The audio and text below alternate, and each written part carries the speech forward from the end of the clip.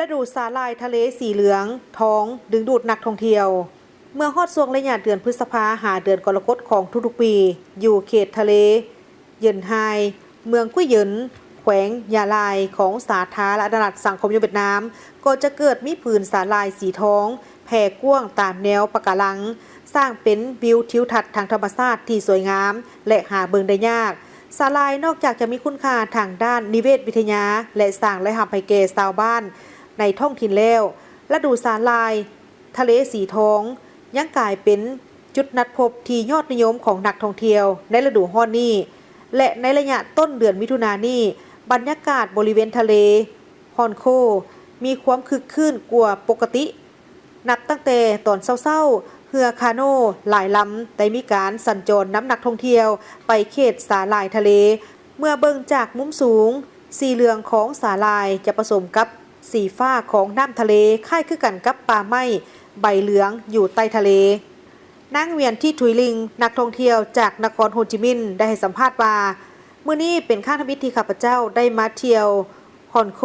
และก็เห็นสาหร่ายทะเลที่อยู่สถานที่แห่งนี้งามหลายน้ำทะเลใสดีพร้อมกับมีกิจกรรมที่น่าสนใจหลายอย่างเช่นการดำน้ำชมปะการังการถ่ายรูปด้วยโดรนถึงว่าจะรู้สึกย่านน้ำเล็กน้อยแต่ก็รู้สึกว่ามีความปลอดภัยดีแน่นอนว่าตนเองจะกลับมาเที่ยวอีกครั้งอิงตามการบอกเล่าของประชาชนท้องถิ่นในฮู้ว่าปีนี้สาหร่ายทะเลเติบโตงามกว่าหลายปีที่ผ่านมาย้อนสภาพอากาศเอื้ออำนวยทะเลสงบและบ่ค่อยจะมีคลื่นแรงในช่วงที่สาหร่ายเริ่มเติบโตเท่าเจินวันดอนเมืองกุ้ยเหยิน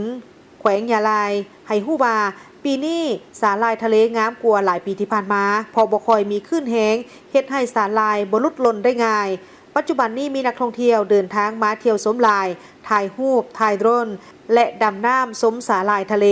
ทิวทัศน์อยู่แห่งนี้ก็งามหลายพวกเขาได้พัฒนาการบริการเพิ่มเติมเพื่อรองรับให้กับนักท่องเที่ยวในอดีตสาหร่ายทะเลเคยเป็นแหล่งรายรับอันสำคัญของหลายครอบครัวโดยได้ถูกนำไปใช้เป็นวัตถุดิบทั้งยาและการแพทย์แต่ปัจจุบันคุณค่าที่สำคัญกว่าที่สาหร่ายทะเลมอบให้นั่นก็คือความงามของภูมิสันฐานและระบบนิเวศทางทะเลพื้นสาหร่ายเป็นบ่อนอยู่อาศัยของปลาและสัตว์น้ำหลายชนิดช่วยรักษาความสมดุลทางธรรมชาติให้แก่แคมฝั่งทะเลตื่มอีก